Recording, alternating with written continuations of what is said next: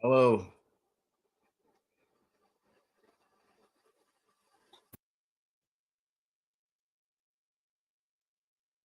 Make sure everything's right.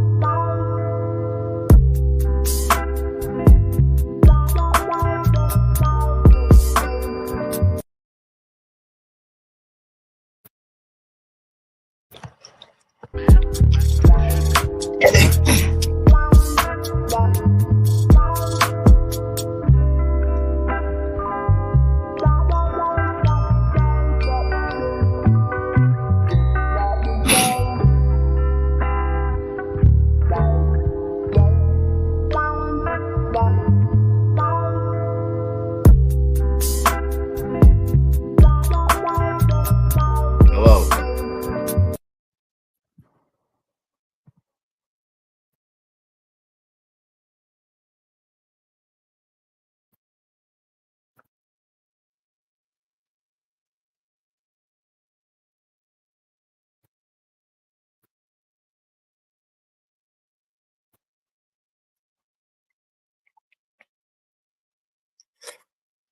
Oh, sorry. Hello, everybody. Um,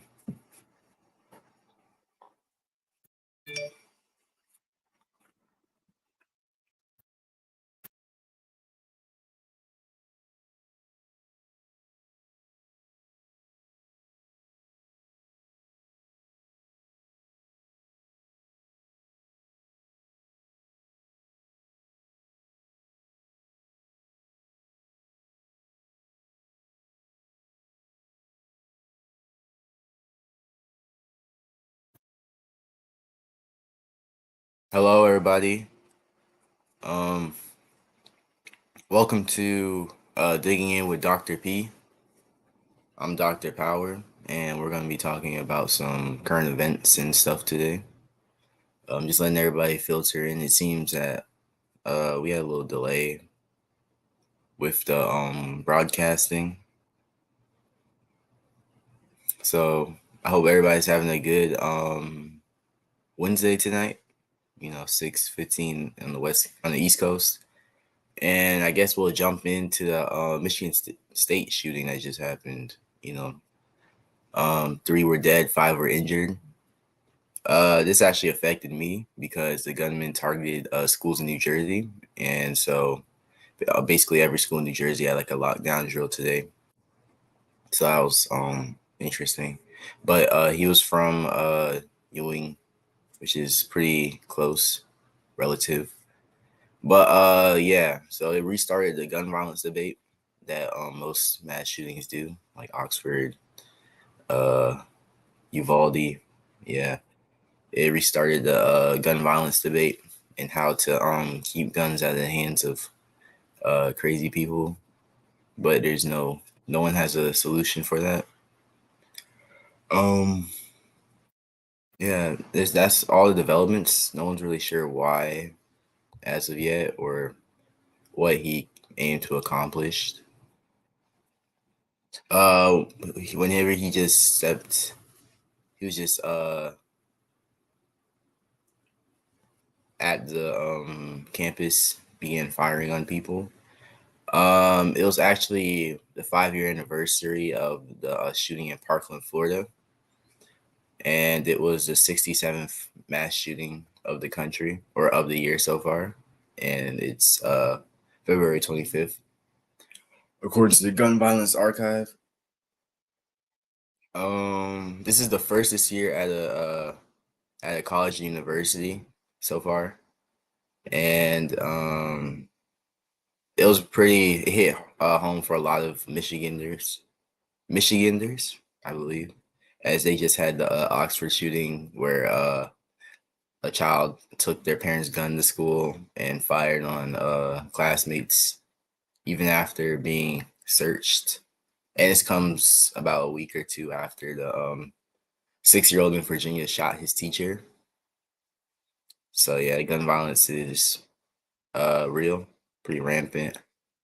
Um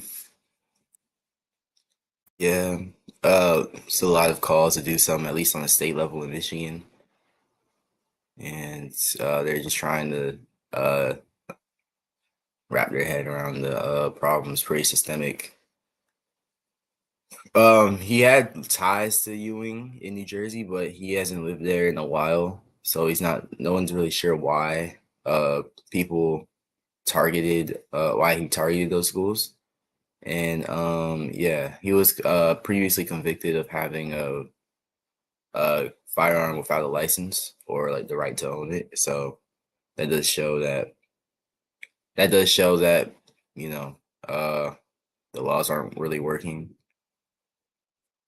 We can go on to our next topic. I bet you guys have been hearing the news about Florida rejecting the AP African American Studies course.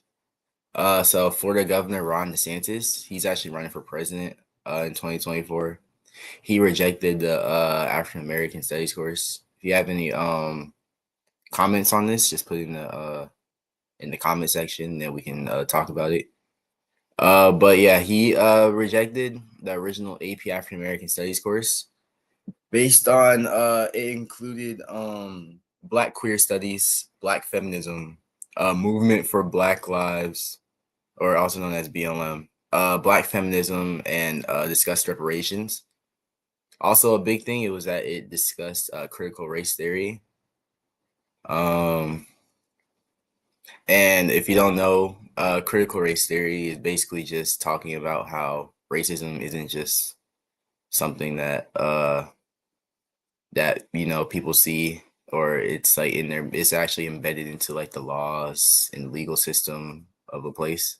So like critical race theory, even though and it's very controversial because people don't really want to admit that racism's in the like everything in our society. So it's a very hot topic, especially in Florida right now. Um, it also talks about Black communism, and it talked specifically about Marxism Leninism, which was like basically the original form of communism made by Karl Marx in about the 1900s, and the one that spread to the Soviet Union, which America really disliked during the Cold War. So that's a very big no-no to teach to American children in Florida, apparently. It tried to compare, or it Ron DeSantis said that African American AP African American Studies compared the Black Panther Party, the one that was basically like the paramilitary group that was causing havoc for civil rights. They were it compared them to the Marxism Leninism ideology, and that the goal was to overthrow the American government. So that's why they choose, or that's why many Florida officials have reservations against this course, because they believe that teaching this is trying to incite kids to overthrow the government. Though it is a history course, but um, that's just how they see it. Uh, the College Board has revised it and took out a bunch of the provisions that had Florida officials kind of worried, because if you think about it, College Board is just they just like money, and so uh, they just need to get this course passed so they can have more registrations for exams and whatnot. So they gutted a lot of the course, especially the post 60s, because African American Studies course, if you read into the CED, the like course description, it basically goes all the way from the Middle Passage. Even before the Middle Passage, it talks about like ancient African civilizations and how like colonialism started, and then it talked all the way through the Middle Passage into slavery and post-slavery, post-civil. It very goes very into depth into the American Civil War, especially from the perspective of Black Americans, African Americans. And then after that, it goes into the like Black codes and the Jim Crow era of American history, which is kind of like the foundation of the critical race theory stuff that people don't like, because many see critical race theory as a historical thing. Like a lot of white people, they feel it's okay to speak about Black codes or Jim Crow or racism in the past because they believe that it's history. However, when you bring those traditions, like not like Christmas tradition, but historical traditions into contemporary times, and then you see how Black codes translated into redlining, which translated into like food deserts that you still see today, then that's kind of how critical race theory is. So it's kind of just the extenuation and kind of forgot the word for it, euphemisms that racism hides in today, which people don't really want to be exposed. This is Ron DeSantis and the Florida government. They passed a bunch of kind of restrictive school laws, the Stop Woke Act, which said the Stop Woke Act basically said that schools can't really teach like children that anyone is inherently racist or responsible for like crimes just because of their skin color. So you can't. So even though this kind of sounds like what does this really mean? It's basically like just an attempt to portray white people as not inherently like just because their ancestors are bad doesn't mean that they are bad, which I bet many would agree with. However, it's kind of painting a narrative that the politicians that are still alive to this day, and the politicians that are still alive to this day that voted against Civil Rights Act or civil rights, they're not really inherently racist just because of their color. So yeah, and also the Don't Say Gay Act was passed by Florida, which was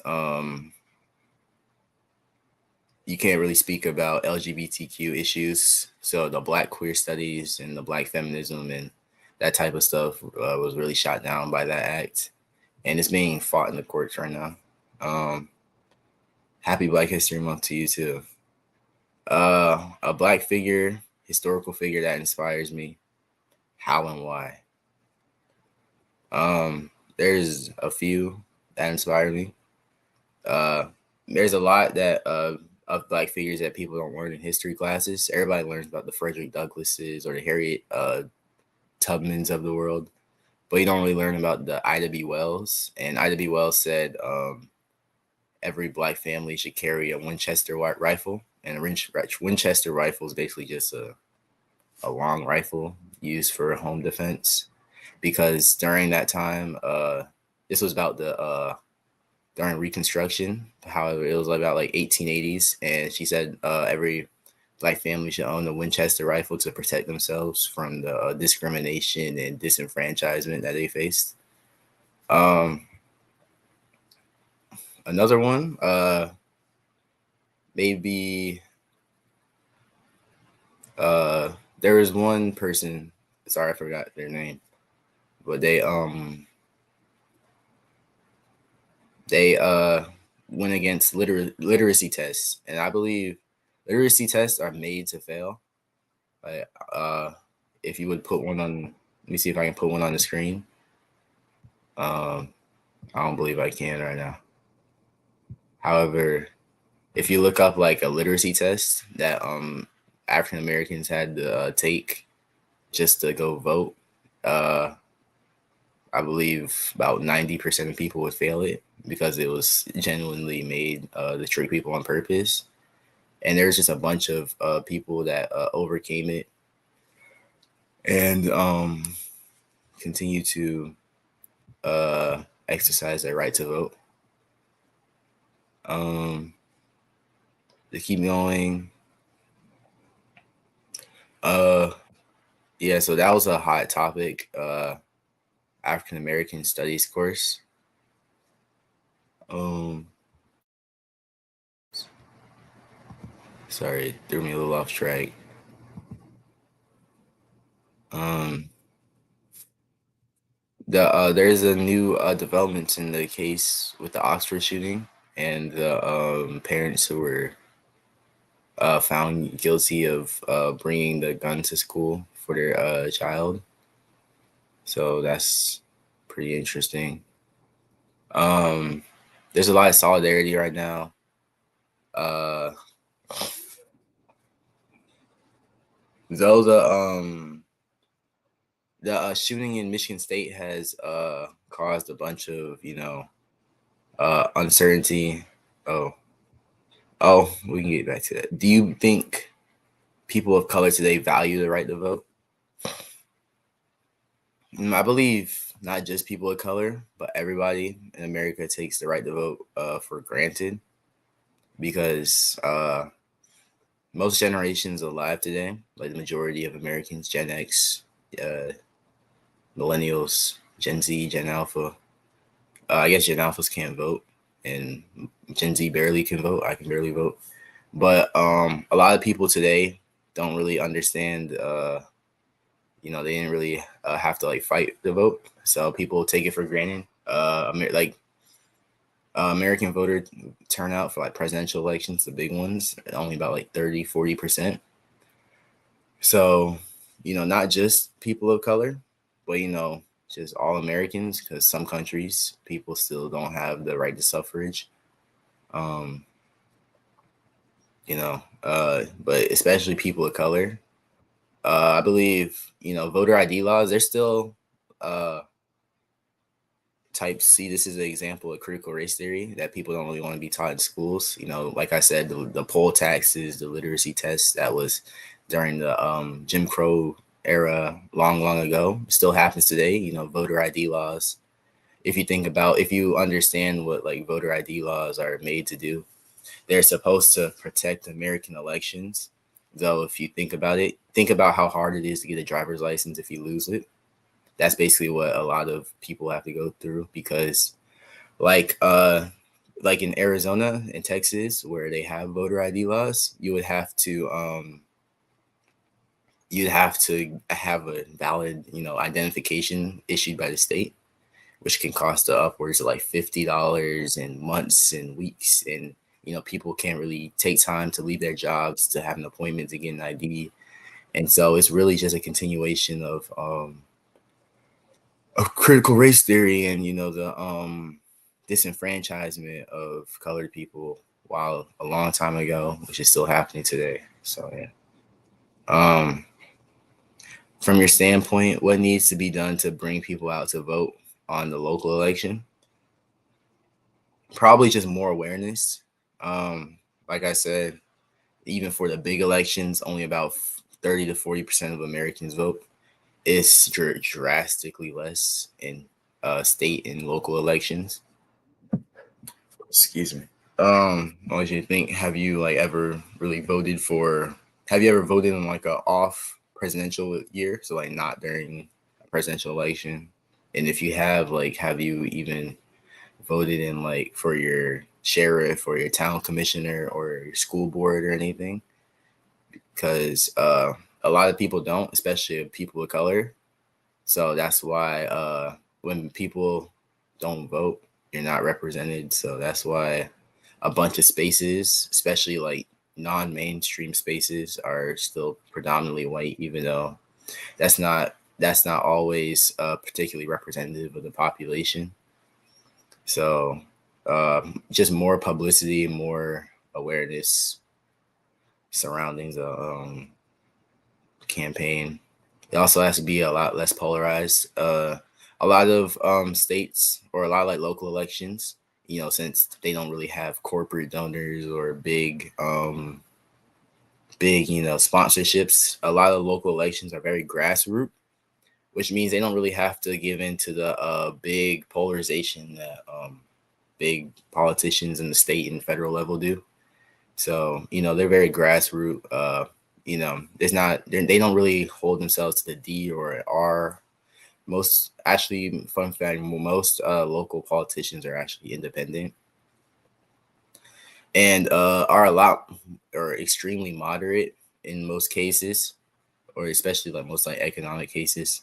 Socially, it may depend on like the zip code, like the if you live in like a rural town or city, because just demographics and immigration.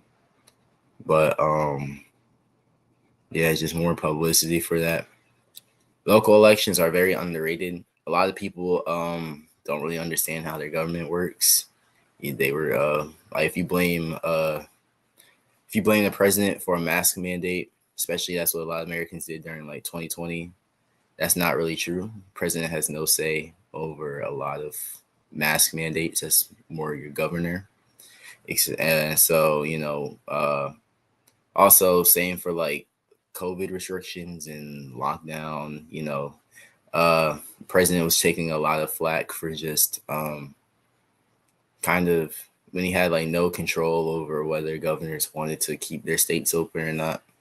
So, a lot of people just have to understand how their governor works, which goes to like, public education, mandatory civics classes, mandatory government classes, as like graduation requirements. But most states don't really require that. They require, maybe like a year or two of history. And that's about it. So that doesn't really empower people to learn how their government works. Whenever you register to vote, you do it via driving. So if you never get a driver's license, you don't really go vote, or you don't really understand like how to register to vote or not. So especially in like cities, people don't really aren't really required to drive in cities. Then you don't really have to you don't really understand the process of how to vote. So yeah, it should be implemented more into public schooling, just so the masses can learn. Because that's like the most effective way to, teach education. It is school. So, or just indoctrinate. I don't know. That's a big word, extreme loaded word, but yeah, indoctrinate a population into voting. So yeah. Um but yeah, critical race theory, I say that's the biggest thing that's been happening. In this Black History Month, so you should talk about it. A lot of people have heard what critical race theory is, but even though I already talked about kind of what it is, a lot of people still don't really understand exactly how it works. So, it's kind of just refusing. That's why it's so controversial. You see probably on TV like critical race theory taught in schools causes outrage. So, yeah, hopefully you have a better understanding what it is. The like another example is like redlining. If you know what redlining is, it's basically just denying it's kind of a bigger issue. It's like if you think of neighborhoods, you have white neighborhood, you have ethnic neighborhoods, also known as ghettos. But like a ghetto isn't really like ghetto as in how you think of it, like ratchet. But a ghetto is kind of just like an ethnic neighborhood, like a Polish ghetto, or like think of like Jewish ghettos in World War II. So you have like affluent ghettos. Like ghetto doesn't always mean like poor, but like there's white ghettos everywhere. Like think of it like subdivisions in a neighborhood. So back in the day, like during the 1930s, uh, these ghettos were being made to, especially after like integration. So these ghettos were being made to keep Black people and other minorities out. So banks would, yeah, that was a like big way to talk about redlining. But yeah, banks would basically deny Black people loans to buy houses and get mortgages in these white ghettos. So fast forward to like the Civil Rights Act in 1964. Um, these ghettos they were still around, but white flight happened around this time where white people left inner cities and moved to the suburbs. So that's why today there's a lot of like crime and violence and just like it's in a lot more impoverished state, especially like inner cities. Thinking like inner city schools, they don't really have the funding needed to teach because white people left and they took a lot of money with them out to the suburbs. That's why you think of inner city like Philadelphia, but if you go out to like Gloucester City, then yeah, redlining really was very bad just for Black people in general. Um, Gerrymandering, that's like the political kind of version of redlining as on a map. It's called redlining because if you look at like a zoning map, there would be red districts to not give mortgages to Black people. So gerrymandering is very similar to that. However, it's to kind of manipulate how political parties or kind of manipulate how kind of congressional districts, not all just congressional, but just boundaries are made and who's going to vote where. So that kind of disenfranchises a lot of minorities and like people of color in general, just because, like I said, people, critical race theory, Black people are still held down and disenfranchised today, be it like voter suppression, um, like uh limited poll times, just trying to restrict the vote in any ways possible. But it's just a way that racism is continued throughout the past and into the present. So yeah, I say all that just to talk about how critical race theory and back to the AP African American Studies thing. Critical race theory is a very hot subject for a bunch of people, and so yeah, you have proponents on trying to say that we need to teach kids about critical race theory just so they'll be educated about how racism still is today. They may see it like on TV, but they just don't understand it. And you have opponents which is trying to like paint the picture that racism's over and those practices aren't happening. Let's see. White residents didn't move into those designated areas, which resulted in lower tax bases in Black neighborhoods. Most of the schools are still receiving Title I funding. Yeah, that's what I was talking about. During white flight in the 60s and the development of suburbs and American suburbia, white people, they just left the inner cities, they left cities, especially after the interstates and Eisenhower made cars very accessible and the rise of Ford. Then you can work farther from where you live. So people or white people left. And so they took all their money with them and developed new communities, gated communities. Private schools were made because of this.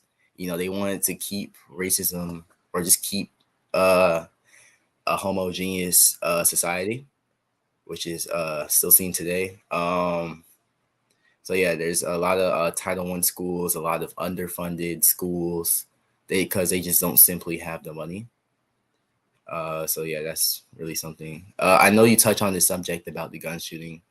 Why is it that so many youth, teens, and young adults are turning to guns to solve their problems?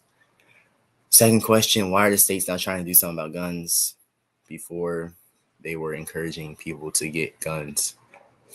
So on the first part, why is it that so many youth, teens, and young adults are turning to guns to solve their problems?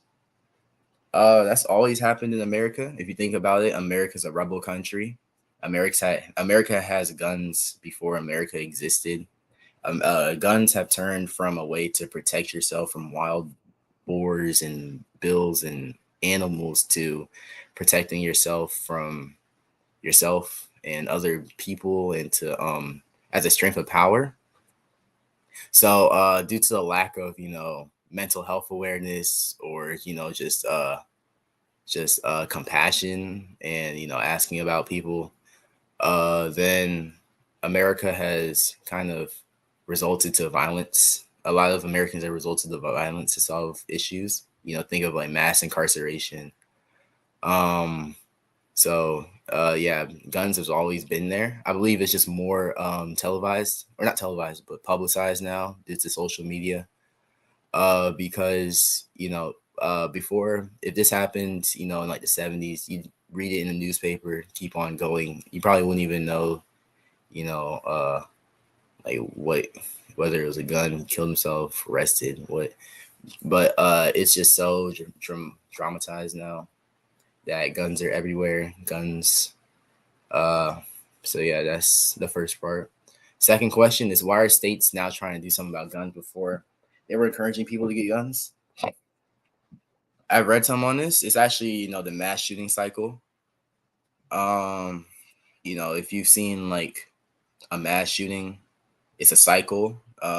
There's initially, we're in the first phase of it. It just happened on Monday. It's Wednesday. So the first cycle is, or the first part is usually, outcry for change.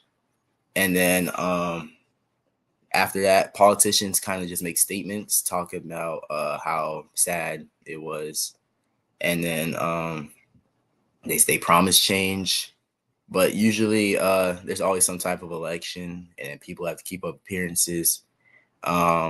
But nothing really changes. Is either, if there is a bill introduced in Congress, it might be just like